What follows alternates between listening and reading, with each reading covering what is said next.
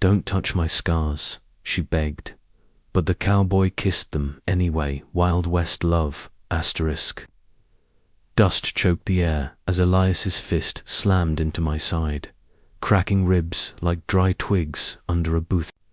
I collapsed onto the splintered floor of our run-down ranch house, blood trickling from my lip, whispering through gritted teeth.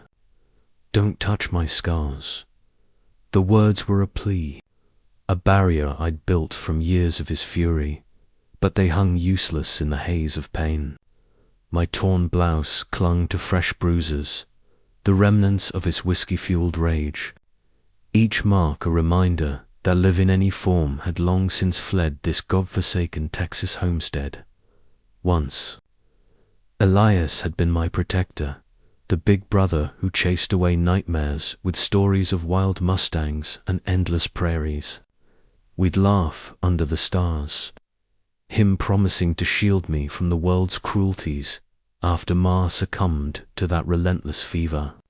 But Pa's death in a cattle stampede shattered everything.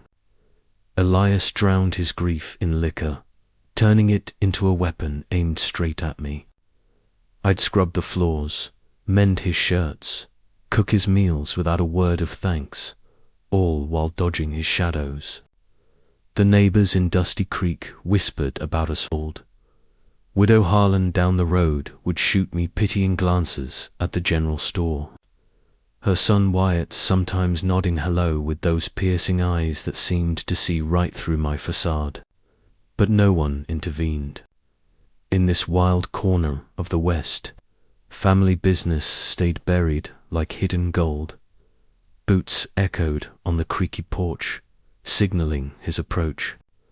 I froze, praying the storm in him would pass, my heart pounding like a trapped bird against my broken ribs.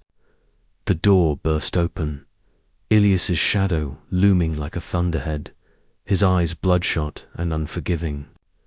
"You think you're better than this life?" he snarled, his voice a low growl that chilled me more than any shout. I averted my eyes, knowing a glance could ignite his fury, but he grabbed my chin, forcing me to meet his glare. His knuckles, scarred from bar fights at the saloon with roughnecks like Billy Tate, hovered threateningly. He accused me of laziness, ignoring the endless chores that left my hands raw and my spirit frayed. Memories of Ma's gentle touch flooded me, her soft lullabies contrasting Ilias's cruelty, stirring a deep ache in my soul that went beyond the physical pain. I longed for something more tenderness I'd only read about in dog-eared dime novels hidden under my mattress, tales of cowboys who kissed away sorrows under vast skies. But here, love was a myth, twisted into control. "Get up, worthless," Elias spat, kicking my thigh, sending me sprawling against the wall in agony. Something shattered inside me, not just bones, but the last thread of familial loyalty, birthing a spark of rebellion that whispered, "Enough." As Elias stumbled to his bottle, muttering curses, I lay still, plotting my escape under the cover of night. That flicker grew into resolve, visions of a world beyond this hell, where hands healed instead of harmed, where a man's gaze could spark warmth instead of fear. Midnight came.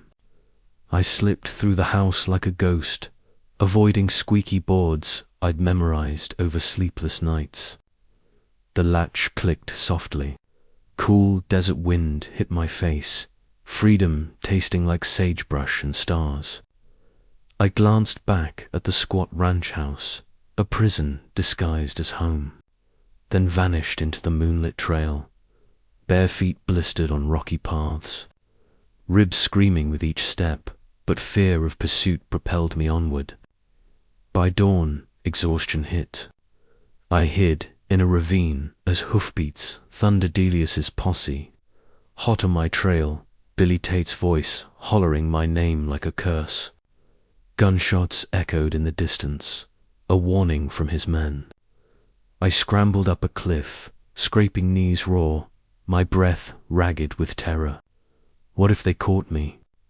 Would Ilias's rage finally end it all, or drag me back to endless torment?